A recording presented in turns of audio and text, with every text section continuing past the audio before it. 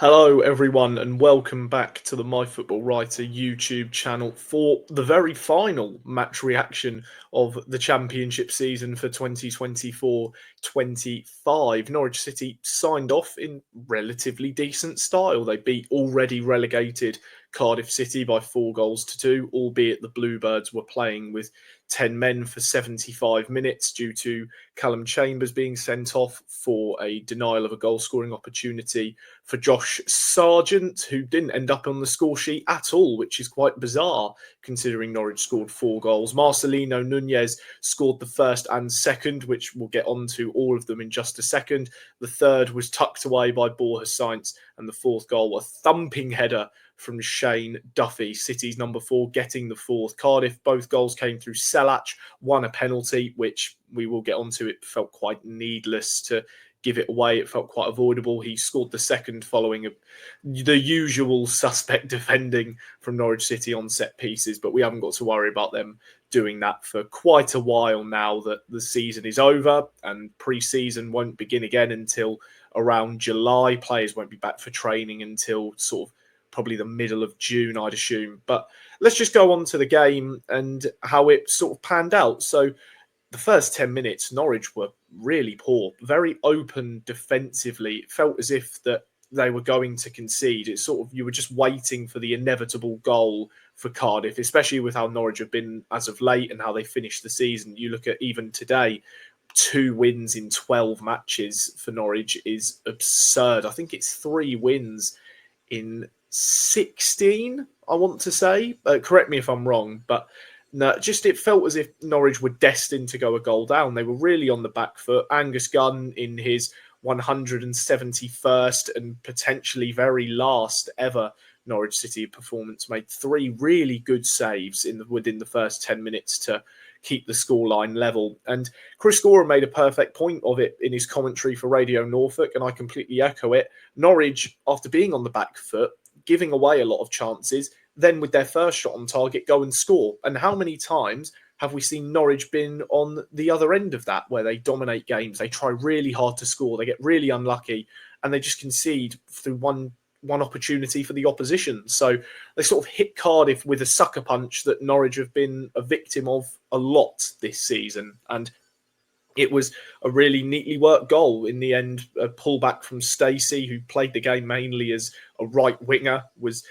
pounced on by Nunez, who, have to say a quick word about him, the best performance he's had in months. Really has seen his levels of intensity and overall performance really drop as of late. Marcelino Nunez, he's not been the player that we all know he can be, and he showcased his capabilities today especially. I mean, the second goal was phenomenal. The Ethan Horvath in the Cardiff City goal didn't stand a chance on the free kick, which is what occurred for Callum Chambers to be sent off. He pulled back Sargent by the shoulder as he looked to break through, got himself sent off, and up stepped Nunez from 25 yards, and he curled it beautifully into the top left corner. Such a gorgeous free kick. Brilliant, brilliant goal. Want to say that's his first free kick goal since the East Anglian derby last April, but again, correct me if I'm wrong. And the third goal, just again, some brilliant play. Nunez, goal score return provider, a sublime reverse pass through 2 defenders. Sainz got in the penalty area, and Borja Sainz did what he's been doing for the majority of the season, found the back of the net. Believe he now finishes the season on 18 goals, which is incredible for a left winger. He doesn't win the Golden Boot due to Joel Piroe. I think he scored 4 last week against Stoke, so that denies Sainz the Golden Boot, but he won't be overly bothered. He found the back of the net. And then Norwich just seemed to implode a little bit. I think they started to get complacent, felt as if that the game was well and truly done at half-time. They were 3-0 up. Cardiff had 10 men. They're already relegated. There was nothing to worry about. But they then really took their foot off the gas. Cardiff came out in the second half and were by far the better team for the whole of the second half, really. They really took the game to Norwich, and that was most likely the message from Aaron Ramsey in the Cardiff dressing room, to just play with a bit of pride, you know, for your own personal sake. Just go out, win the second half, which Cardiff did. You know, they scored 2 against Norwich's 1 in the second half, but games aren't decided ultimately on score lines at half time and how you did in one half. But No, a needless penalty given away by Callum Doyle, who probably is making his last Norwich City appearance. It didn't really feel like it was needed when Selach burst through into the penalty area following a fast break, where there was a lot of them in the second half. It felt as if at times Norwich were the team with that had one less man. Cardiff occasionally, when they broke through off of counter attacks, they would have a man over, which seems impossible. How can they have a man over when they've got one less man on the team? So again, we'll get onto that in a second of maybe what we've learned from this performance from a Jack Wilshere Norwich team and the previous one against Middlesbrough. But a needless penalty, as I've already said. I think Doyle didn't need to push over Selach in the penalty area. I think McConville was sprinting across to probably tackle Selach and kick the ball out for either a corner or a throw-in, but Doyle just lazy, I think, just maybe was a bit tired, having only just come back into the team from injury and playing a lot of minutes. But, he sprints back McConville to maybe put in a tackle, but Doyle just barges in with his shoulder in the back, and the referee's always going to give a penalty, which Selach tucked away in the bottom left corner. It was a neat penalty, and everyone wanted Angus Gunn to save it on his last game, but lo and behold, he couldn't.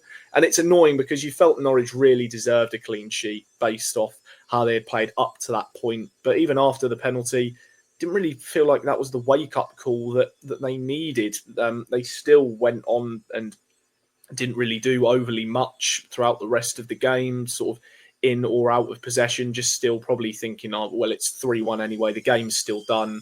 But they ended up getting a fourth goal, and again from a set piece. I think that is in the last 5 games, I think, or maybe it's either the last 6 or 5. It's one way or the other. I'm pretty sure that it's in their last 5 games, Norwich have scored 6 goals from set pieces. Again, correct me if I'm wrong, but Duffy flying up from a corner to nod it in. It was a really powerful header. That's 2 in the last 3 matches for him, which is nice. He's finished the season with a couple of goals from centre-back, which is great, of course. But yeah, Norwich then went on and conceded another goal, and it came from sloppy defending from a set piece. Cardiff got a corner. It was at first half dealt with, then the cross came back in.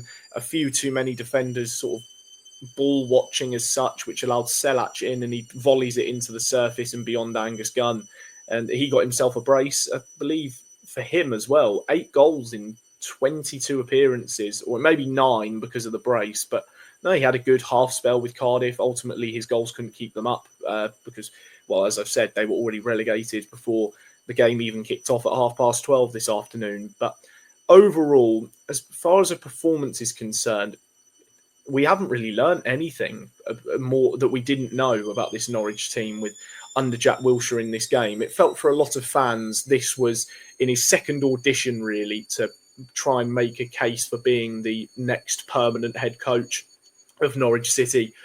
Didn't really showcase much that, as I say, we didn't already know. It felt as if that this was the game where he could really showcase what his team, if he were to become manager, was all about, and against a team already relegated who had nothing to play for whatsoever. And even at the same time, during the match, we're down to 10 men within 15 minutes and we're 2-0 down after 16. You'd think Norwich would just, because there is nothing for them to even worry about in defending a lead as such, because they're not fit. They're not going to finish any higher than 12th at the time of the game going on. But you would have thought they'd have really gunned for it and given it their all to score a few more goals. But no, they didn't massively. Well, in the first half they did, in all fairness. Maybe I'm being too harsh, but the first half was certainly one of attacking intent after going 1-0 up. But still, defensively really fragile, even against a team already relegated and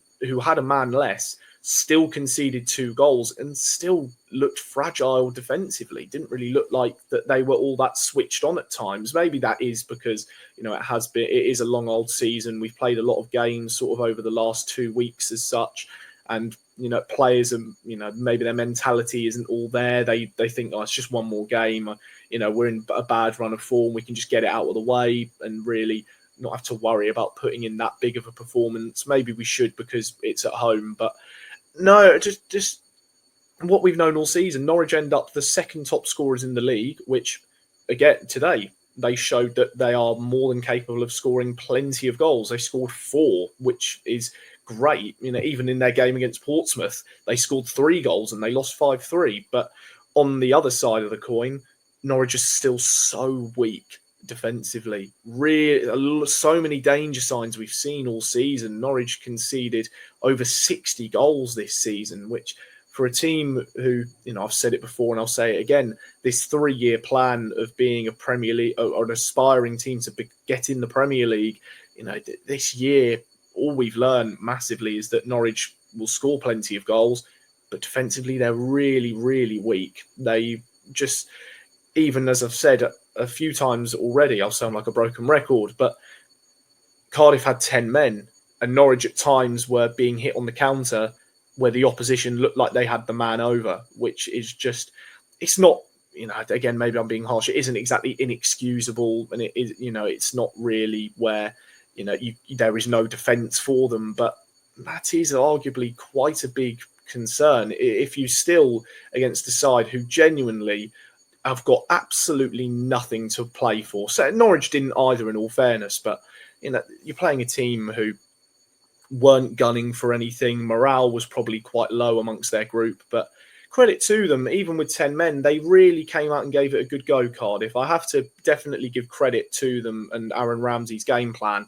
I think they can be very proud of their performance, even though they've lost by 2 goals and they were down to 10 men for the majority of it. They played well, in all fairness. They caused Norwich a lot of issues, even with one less player on the pitch, and got themselves 2 goals. They worked really hard to try and keep the deficit down after the half-time interval, and they went out and won the second half. So very fair play to them. It will be very weird to not have Cardiff City in the Championship, and they'll be in League One. I can't even think of the last time Cardiff would have played in the 3rd division of English football. But no, a lot of respect to them and the game plan which they went with in the second half. But going back to Norwich, of course, because it's the team we cover and we're concerned about, where do they go now with their head coach search? Do they keep Jack Wilshere after 4 points of a possible 6 in the last 2 games of the season? A pretty decent performance at Middlesbrough where they drew 0-0. Maybe they were unlucky not to win it, and then a relatively decent game for them this afternoon to score 4 goals, get 3 points, end the season on a decent high. It was a good send off for them, and a nice send off for Angus Gunn, Jakob Sorensen and Onel Hernandez, who of course all move on. They will not be Norwich players next season after not having their contracts renewed, but you still think Norwich need a bit of a clear out in the summer. There are probably a lot of players who even maybe started that game or were on the bench for Norwich this afternoon, where you do think maybe they've played their last game for Norwich. Maybe they will move on, or they're not needed anymore. You think of, in terms of the players who probably will go over the summer, maybe Marcelino Nunez has sort of played himself into the shop window with that performance, signed, Championship's top scorer at a mid-table club. You would imagine a lot of teams are going to be sniffing around him. Josh Sargent, who Norwich have done incredibly well to keep over the last season and a half, or 2 seasons now, really. You do wonder, with the World Cup in his home country this time next year, really, where does he go to try and play himself into the World Cup squad? What league does he want to play in? Will maybe he go to MLS like Emmanuel Latelaf of Middlesbrough did? Will he go over there to sort of play in his own country, be more at home? Will that maybe comfort him, perhaps? Will he maybe go on to a different English team? Does he get a European move? There's so many different aspects of all of those players for Norwich that you think of, where are they going to go? Are their hearts still in it as Norwich players? Do they want to stay unless the perfect move arrives for them, or it's a move that is too good to refuse from a Norwich perspective? Then you look at the head coach, and we'll go back to what I just said about Wilshere. 4 points in 6 matches, albeit they're games that meant nothing, but his team put in good ones, in all fairness to them. They did what they had to do, and they went about it in the right manner. They didn't drop their heads. They kept fighting, which is what I said on the podcast about 4 weeks ago, that all I wanted to see was Norwich fight. And finally, we sort of got that over the last 2 games. They really, especially in the first half, just battled for every loose ball. If they lost possession, they tried to win it back quickly. They were pressing hard and high up the pitch. They were creating a lot of opportunities in the first half. Nunez and Amankwa Forson, especially, brilliant. By far the two best players on the pitch in a Norwich City shirt, especially Forson, who made his first start since November. He was absolutely brilliant. So many gorgeous little reverse passes to break through Cardiff's defensive third and get the ball into the penalty area to try and create goal-scoring opportunities. But overall, as a team, for me, it didn't really feel like it was gelled.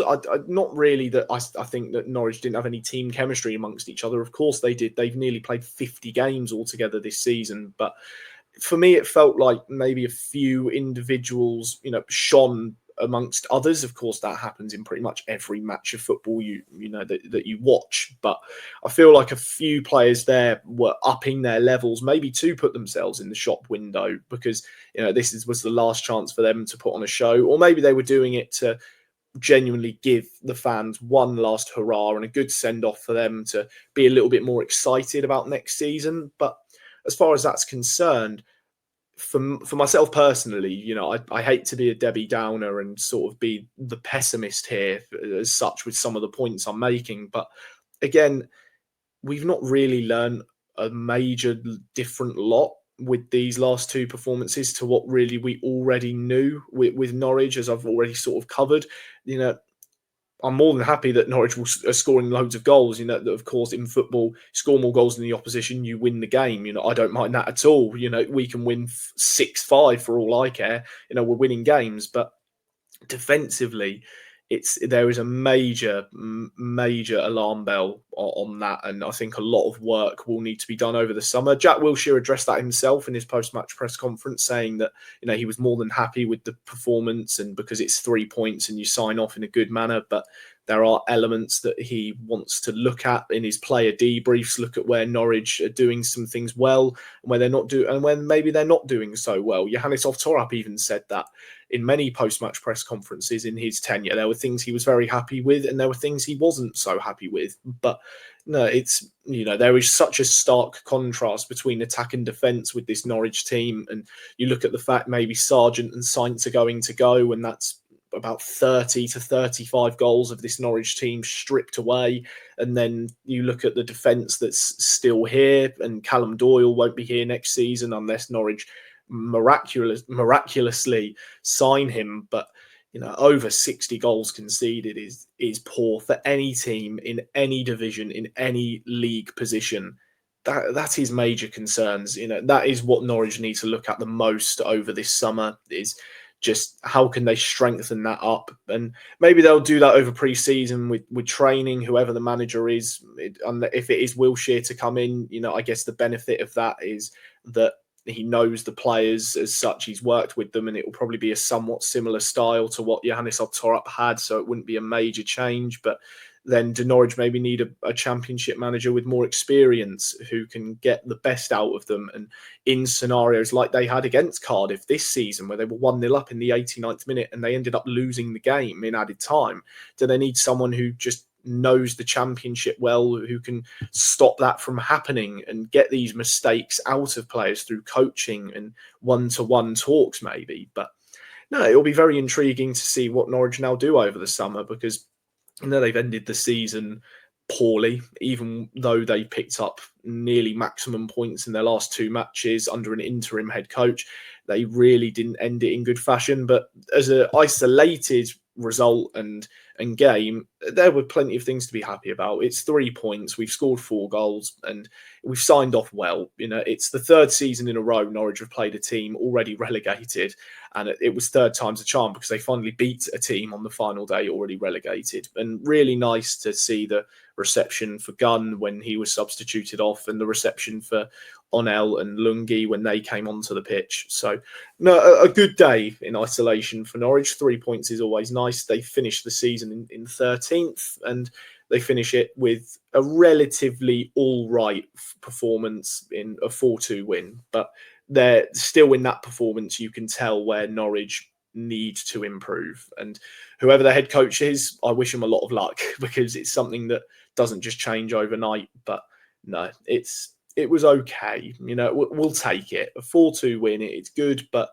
when you're playing against a team with 10 men for about, when you include added time, about 80 minutes, you know, to concede 2 isn't the best. But what did you all make of it? Let us know your thoughts in the comments section. What did you make of Norwich's season? I can probably guess what you're all going to say. But the season ends for Norwich at Carrow Road with a 4-2 win. Let us know all your thoughts in the comments below. And we'll see you for the next video of ours here on the My Football Writer YouTube channel.